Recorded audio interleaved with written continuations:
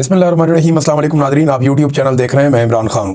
Nadreen, Pakistan की हुकूमत ने वोट तो डाल दिया अमेरिका के साथ मिलकर डोनाल्ड ट्रंप के नकात के हक़ में जो करारदाद आई अक़वाम मुत्तहिदा में, जिसके तहत अब एक स्टेबलाइजेशन फोर्स जाएगी वहाँ पे आलमी किस्म की, और उसमें मुसलमान ममालिक के फ़ौजी होंगे और ये जाकर इसराइल की हिफाजत करेंगे और फ़लस्तीनियों को निहत्ता करेंगे, हमास को गैर मुसल्लह करेंगे और इस किस्म की बहुत सारी एक्टिविटीज़ हैं जो इन्हें वहाँ पे करनी है। अब इसमें पाकिस्तान ने एक नुक्ता उठाया था और पाकिस्तान ने कहा था जी कि आप फ़लस्तीन को एक रियासत भी बना दें। ये पाकिस्तान का एक मुतालबा था, लेकिन ये मुतालबा इस करारदाद के अंदर शामिल नहीं किया गया। ये अलग से ज़ुबानी कलामी पाकिस्तान ने कहा और बाकी मुल्क भी ये बात करते रहते हैं, लेकिन फ़लस्तीनी रियासत के क़याम के हवाले से कभी भी कोई हामी अमेरिका की जानिब से या इसराइल की जानिब से भरी नहीं जाती। तमाम मुसलमान ममालिक का एक ही दावा था हमेशा से, और वो ये कहते थे कि जब तक फ़लस्तीनी रियासत तस्लीम नहीं हो जाएगी तब तक मामला आगे बढ़ेगा ही नहीं। लेकिन अब मुसलमान ममालिक वहाँ पे अपनी फ़ौज भेज रहे हैं और फ़लस्तीनी रियासत का कहीं पे कोई तस्करा भी नहीं है। मोहम्मद बिन सलमान डोनाल्ड ट्रंप से मुलाकात के लिए अमेरिका में मौजूद हैं और वहाँ पे बड़े बड़े मुआहदे हो रहे हैं, बल्कि सऊदी अरब की जो लीग है, फुटबॉल लीग, उसके साथ 2027 तक मुआहदे में है। रोनाल्डो वो भी वहाँ पर अपनी अहलिया के साथ आए, उनकी फ़ोटोज़ भी आई हुई हैं, उनका पैगाम भी आया हुआ है। बहरहाल बहुत सारा पैसा जो है वो लगभग अब तक की इतला के मुताबिक 270 अरब डॉलर के मुआहदे तो हो चुके हैं अमेरिका और सऊदी अरब की कंपनियों के माबैन, और इसके अलावा जो है वो 600 अरब डॉलर की इन्वेस्टमेंट बताया जाता है कि सऊदी अरब करेगा अमेरिका के अंदर, और ये दावा किया गया है। अब इस मौके पर नेतन्याहू ने एक ज़बरदस्त झटका दे दिया है उन तमाम मुसलमान मुल्कों को, पाकिस्तान समेत, जिन्होंने इस करारदाद को मंजूर करवाया और इसके हक में वोट डाला। नेतन्याहू ने साफ ऐलान किया और ये कहा कि फ़लस्तीनी रियासत नहीं बनेगी, ये इसराइल के वजूद के लिए ख़तरा है। जितनी मर्जी इस्लाहात हों, इसके बावजूद भी ये गैर हकीकत पसंदाना है, फ़लस्तीनी रियासत कायम नहीं होने दी जाएगी। अब ये करारदाद तो मंजूर करवा ली, पाकिस्तान मान भी गया, लेकिन नेतन्याहू ने अपना फैसला भी सुना दिया, क्योंकि करारदाद में किसी जगह भी फ़लस्तीनी रियासत के क़याम का जिक्र ही नहीं है। लिहाजा नेतन्याहू ने क्लियरली कह दिया कि फ़लस्तीनी रियासत तो नहीं बनेगी। अब पाकिस्तान और बाकी ममालिक के लिए सोचने की बात यह है कि उन्होंने अपने कई दहाइयों पुराने मौक़िफ़ को एकदम यू टर्न लेके बदल दिया, और ये डोनाल्ड ट्रंप और इसराइल की ताकत है जिसने इन्हें लगभग सरदगुम कर दिया है। नादरीन, जो रेड जोन है उसको एक्सटेंड कर दिया इसराइल ने। एक और एक्टिविटी हुई है, यानी जो गाज़ा के अंदर इसराइली फोर्सेज घुसी हुई हैं, इन्होंने वहाँ पे एक रेड जोन बनाया हुआ है कि इस एरिया में कोई दाखिल नहीं होगा, और एक बफर जोन कायम कर दिया है इसराइल के मकबूजा इलाकों में और गजा की पट्टी में। अब उस रेड जोन में इसराइली फोर्सेज मजीद अंदर तक दाखिल हो गई हैं गजा में, ये रिपोर्ट हुआ है आलमी मीडिया में, और इसके बाद इसराइल का कब्जा मजीद वहाँ पे मुस्तहकम हो गया है। लिहाजा जब तक मुसलमान मुल्कों की फौजें नहीं जाती तब तक इसराइल लगता है कि ये ड्यूटी अदा करेगा और उसके बाद सूरत हाल बदल जाएगी। नाज़रीन, मुल्तान में एक फ़लस्तीन के हवाले से कॉन्फ्रेंस रखी थी सेनेटर मुश्ताक अहमद साहब ने। ये वही सेनेटर मुश्ताक अहमद साहब हैं जो इसराइल भी गए फ्रीडम फ्लोटिला पे, और वहाँ पे इन्हें गिरफ्तार भी किया गया इसराइल की जानिब से, लेकिन इन्होंने किसी भी किस्म के दस्तखत से इनकार कर दिया और माफ़ीनामे से भी इनकार कर दिया। इन्होंने कहा कि मेरा मुल्क किसी इसराइल नामी मुल्क को तस्लीम ही नहीं करता, तो मैं आपकी अदालत या आपके निज़ाम के सामने कैसे कोई चीज़ दस्तखत कर सकता हूँ। तो अब वही सेनेटर मुश्ताक साहब जो इसराइल से तो बच के आ गए, लेकिन अब वो मुल्तान में फ़लस्तीन गजा कॉन्फ्रेंस करना चाहते थे, लेकिन गजा कॉन्फ्रेंस से पहले ये आप तस्वीर देख सकते हैं, जिस हॉल में इन्होंने करना था उसे सील कर दिया गया है।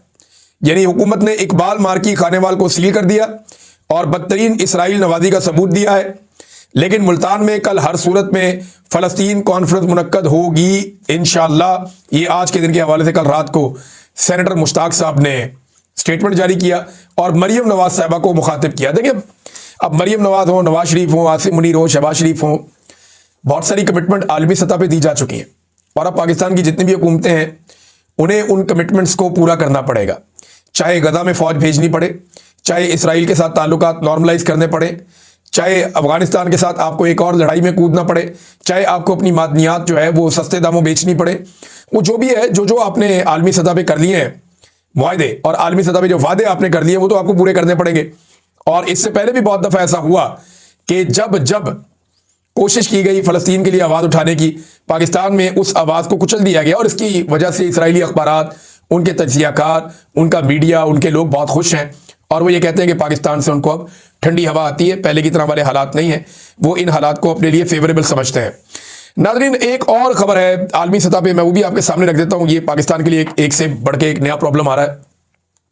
یہ جی ایس پی پلس, یہ ایک سٹیٹس ہے جو پاکستان کے پاس ہے گزشتہ کئی سالوں سے.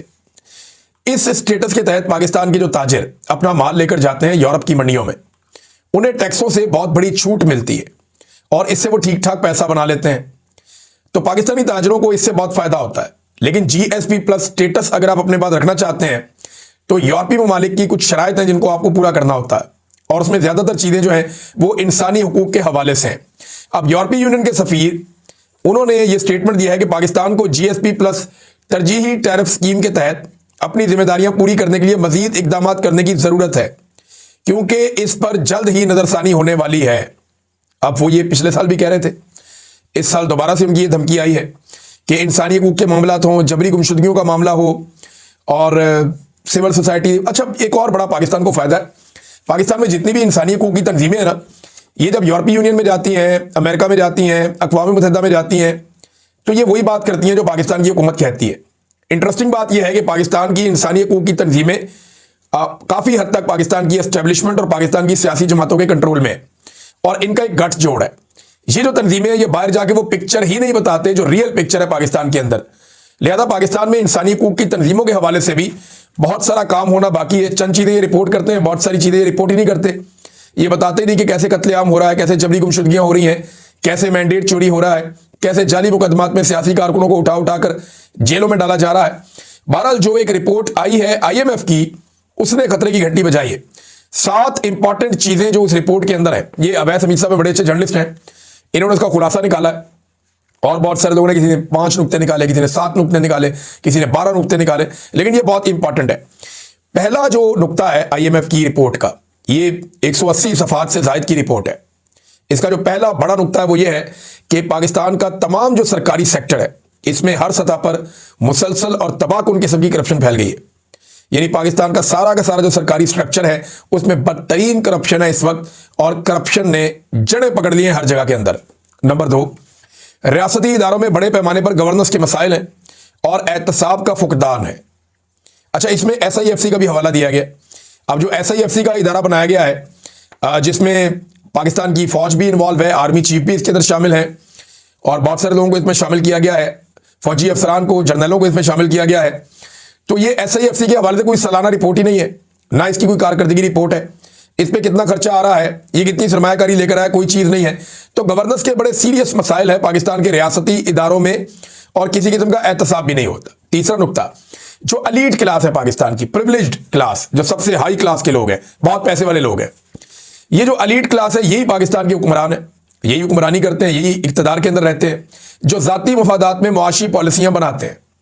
جیسے کہ شوگر والے ہیں, جتنے بھی شوگر مل مالکان ہیں وہ سارے کے سارے حکومت کے اندر رہتے ہیں, سیاسی جماعتوں میں شامل ہیں, اور یہ مل کر حکومتیں بناتے ہیں.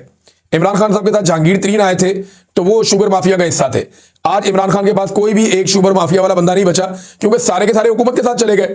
لہذا اس طرح سے الیٹ کلاس حکمران جو ہیں یہ ذاتی مفادات میں معاشی پالیسیاں بناتے ہیں. اس میں مثال دی آئی ایم ایف نے شوگر سکینڈل کا. نمبر 4 جو نقطہ انہوں نے اٹھایا کہ پیچیدہ ٹیکس نظام کرپشن کا بہت بڑا ذریعہ بن چکا ہے. پاکستان میں ٹیکس ہی کوئی نہیں دیتا. جو طاقتور آدمی ہے, جو بڑا آدمی ہے, وہ ٹیکس دیتا ہی نہیں. ڈائریکٹ ٹیکسز کا کوئی سسٹم ہی نہیں ہے پاکستان میں. وہ طریقہ ایک ہی ہے, تنخواہ دار طبقے پہ ٹیکس لگائی جاؤ, غریب آدمی پہ ٹیکس لگائی جاؤ, پیٹرول بجلی اور گیس مہنگا کرتے جاؤ. کوئی ٹیکس کی اصلاحات پاکستان میں کی نہیں گئی. بدقسمتی سے پاکستان میں بہت سارے ادوار آئے لیکن کسی دور میں بھی ٹیکس کی اصلاحات نہیں کی گئی. عمران خان صاحب نے جب اس کا نام لیا تو اس کے بعد پاکستان میں اس وزیر کو ہی تبدیل کرنا پڑ گیا, کیونکہ مافیا اتنے زبردست طریقے سے حملہ آور ہوا تھا. پھر اس کے بعد کرونا وائرس آ گیا, لیکن پھر بھی معیشت تو چل ہی رہی تھی عمران خان کے دور میں. ابھی تو 70 ہی بیڑا غرق کر دیا انہوں نے پکڑ کے. بہرحال پیچیدہ ٹیکس نظام ہے, اس کو ٹھیک کرنا پڑے گا. پوری دنیا کے اندر لوگ ٹیکس دیتے ہیں لیکن اس کے بدلے میں لوگوں کو فائدہ بھی ملتا ہے. پاکستان میں یہ نظام بھی خرابی کا شکار ہے. نمبر 5, عدالتی نظام میں کرپشن اور پیچیدگی سرمایہ کاری میں رکاوٹ ہے.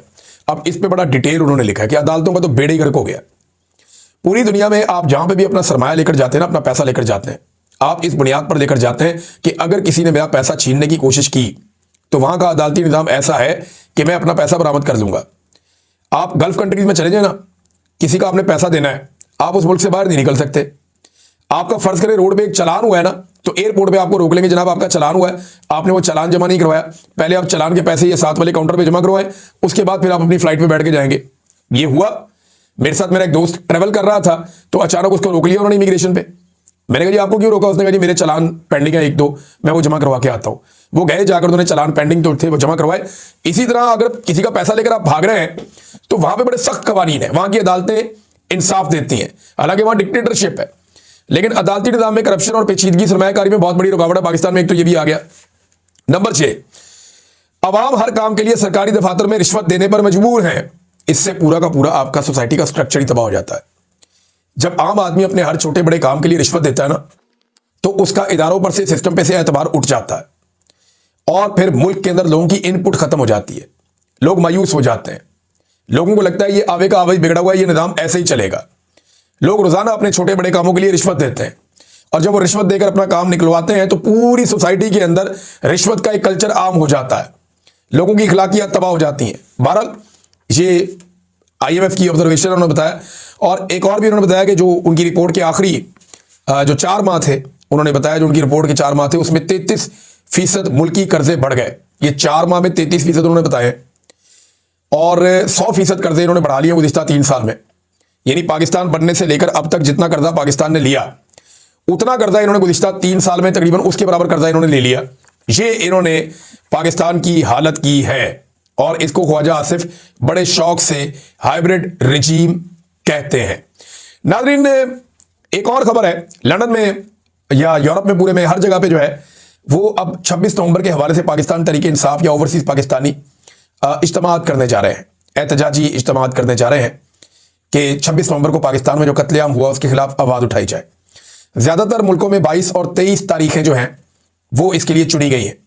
वजह यह है कि 22 और 23 को सैटरडे और संडे है, तो यहाँ पे एहतजाज किया जाएगा। लंदन में एतवार वाले दिन ह्यूमन चेन बनाई जाएगी, यानी इंसानी हाथों की जंजीर। जो ओवरसीज पाकिस्तानियों ने फैसला किया है कि वो बरतानिया के शहर लंदन में 23 नवंबर को दोपहर इंसानी हाथों की एक जंजीर बनाएंगे। ये फैसला किया गया लंदन में, जबकि यूरोप में, अमेरिका में और दीगर कई ममालिक में एहतजाजी मुजाहरे अभी शेड्यूल हो रहे हैं और प्रोग्राम तश्कील दिए जा रहे हैं। जबकि पाकिस्तान में इस हवाले से अभी तक कोई बड़ा प्रोग्राम सामने नहीं आया। अभी तक नहीं बताया गया कि कौन सा प्रोग्राम पाकिस्तान में होगा, किस लेवल का होगा और किस जगह पे होगा। अभी तक तो इसके बारे में कुछ दिखाई नहीं दे रहा।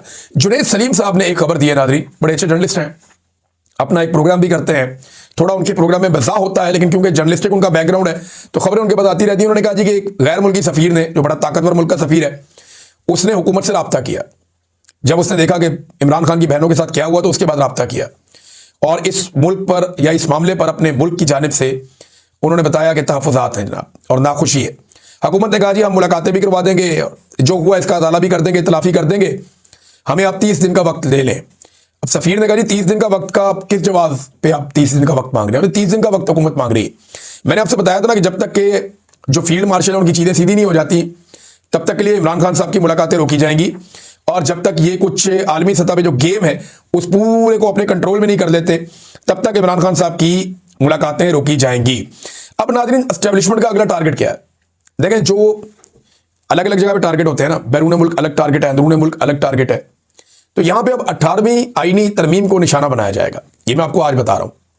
18वीं आईनी तरमीम जिसके तहत सूबों के पास इख्तियारात मौजूद हैं और कुछ सूबाई खुद मुख्तारी जो सूबों को मिली है वो 28वीं आईनी तरमीम के जरिए मिली है, जिसका क्रेडिट पाकिस्तान की तकरीबन सारी सियासी जमातें लेती है।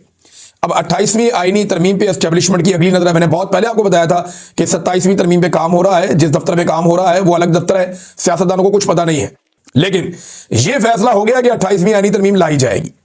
कब लाई जाएगी इसके बारे में अभी किसी को कुछ पता नहीं, और अभी तो सेलिब्रेशन मोड में सारे के सारे जश्न मना रहे हैं। दिसंबर के महीने में या उसके मिड में जाके काम शुरू होगा 28वीं आईनी तरमीम पे, और फिर आप देखेंगे बड़ी तेजी से ये मामला भी आगे बढ़ेगा। नाज़रीन, सुहेल अफरीदी ने खत लिखा है मरियम नवाज को, और खत के अंदर उन्होंने चंद चीज़ें जो हैं वो मरियम नवाज के सामने रखी हैं, क्योंकि जो अडियाला जेल है वो पंजाब हुकूमत के अंडर आता है इलाका, तो इसलिए मरियम नवाज को खत लिखा। खत में आपको बताया तो उसके मंदरजात क्या है, वो खत के अंदर क्या लिखा है। उन्होंने लिखा जी कि इमरान खान के अहले खाना खुसूसन उनकी बहनों को अदालती इजाज़त के बावजूद रोका गया, बदसलूकी का निशाना बनाया गया और बुजुर्ग खवातीन को 1 किलोमीटर दूर सड़क पर बिठाया गया, जो गैर इंसानी, गैर इखलाकी और अदालती अहकामात की खुली खिलाफ वर्जी है। वज़ीर आला खैबर पख्तूनख्वा ने हुकूमत पंजाब से 4 मुतालबात किए। नंबर 1, अदालती अहकामात पर फौरी अमल दरामद किया जाए। नंबर 2, बदसलूकी के जिम्मेदारों को उनके खिलाफ कार्रवाई की जाए। नंबर 3, जेल और पुलिस को वादे हदायत जारी की जाए। नंबर 4, मुलाकातों के लिए बावकार और कानूनी निज़ाम का क़याम अमल में लाया जाए, जो तरीक़ाकार है। और ये भी बताया गया कि इमरान खान साबिक वज़ीर आज़म है और उस जमात के कायद हैं जिसके मैंडेट के तहत खैबर पख्तूनख्वा की हुकूमत कायम है, लिहाजा उनके हकूक़ की खिलाफ वर्जी किसी सूरत काबिल कबूल नहीं है। वज़ीर आला ने उम्मीद जाहिर की कि पंजाब हुकूमत फौरी एक्शन लेकर कानून की बालादस्ती और इंसानी वक़ार को यकीनी बनाएगी। ये नादरीन ख़त लिखा है सुहेल आफरीदी ने। नादरीन एक खबर जो है वो इंजीनियर मोहम्मद अली मिर्ज़ा साहब के बारे में भी है, और इनके हवाले से जो खबर है वो ये है कि इस्लामाबाद हाई कोर्ट ने इंजीनियर मोहम्मद अली मिर्ज़ा के बयान से मुताल्लिक जो इस्लामी नज़रियाती कौंसिल की राय आई थी उसको 4 दिसंबर तक के लिए मुअत्तल कर दिया है। और इस पे जो है वो वकील आए और आकर अदालत को मुतमईन करें कि किन हालात में इस्लामी नज़रियाती कौंसिल FIA या पुलिस को सिफारिशात दे सकती है। देखें, इंजीनियर मोहम्मद अली मिर्ज़ा साहब का मामला बड़ा अजीब है। जय्यद उलमा इकराम बार बार कह चुके हैं कि उनको जो है वो सजा दी जा रही है सिर्फ उलमा की मुखालफत की, क्योंकि वो बहुत खुलकर उलमा के खिलाफ या उनके नज़रियात के खिलाफ बात करते थे, बड़े वोकल वो आलिम दीन है, लिहाजा उनको एक मुखालफत पैदा हो गई बाकी मौलवियों से, और फिर वही जो आपस का झगड़ा है उसकी वजह से उनके ऊपर ये केस बनाया गया। ज़्यादा उलमा इकराम का ये मौक़िफ़ है जो न्यूट्रली ये बात करते हैं। बहुत सारे लोग खुलकर बात नहीं करते, लेकिन अब अदालत से एक उम्मीद पैदा हुई है। मेरे ख्याल में अगर तो ये आपसी लड़ाई का मामला है, क्योंकि मैं ज़्यादा दीनी मामलात में जानता नहीं हूँ, लेकिन जितने उलमा इकराम से मैंने सुना उन सब ने कहा कि जी ये इंजीनियर मोहम्मद अली मिर्ज़ा साहब का मामला जो है ये ज़ाती नापसंदीदगी का मामला है और ऐसी कोई चीज़ नहीं है जो उनके ऊपर इल्ज़ामात लग गए हैं। बहरहाल अब देखते हैं कि इस्लामी नज़रियाती कौंसिल की राय के हवाले से हाई कोर्ट ने जो उनकी राय को मुअत्तल किया है, इसके बाद 4 तारीख को दिसंबर की क्या चीज़ निकलती है और मामला कहाँ जाता है। बहरहाल उनकी ज़मानत के लिए कोशिश की जा रही है कि इंजीनियर मोहम्मद अली मिर्ज़ा जो है उनको रिहा किया जाए। देखते हैं कि ये केस किस सिमत आगे बढ़ता है। नाज़रीन एक और खबर, और ये बड़ी खबर है, खबर यह है कि 27वीं आईनी तरमीम के खिलाफ 4 जजेस सुप्रीम कोर्ट ऑफ पाकिस्तान चले गए हैं और इन्होंने 27वीं आईनी तरमीम को चैलेंज कर दिया है। ये चारों जजेस इस्लामाबाद हाई कोर्ट के हैं, justice Mohsin Akhtar Kayani, justice Babar Sattar, justice Sardar Ishaq Khan और जस्टिस सिमन रफ़त इम्तियाज साहबा। मेरे ख्याल में इसमें जो 2 मुअज़्ज़िज़ जज साहिबान सुप्रीम कोर्ट के रिटायर हुए हैं या जिन्होंने इस्तीफ़ा दिया है, उन दोनों को वकील बनाया जाए। जस्टिस मंसूर अली शाह साहब और जस्टिस अतनुल्लाह साहब को चाहिए कि वो इसमें वकालत करें अगर तो कोई कानून में गुंजाइश है तो। दूसरा, देखें, ये सिस्टम को एक्सपोज करने के लिए तो एक दरखास्त हो सकती है।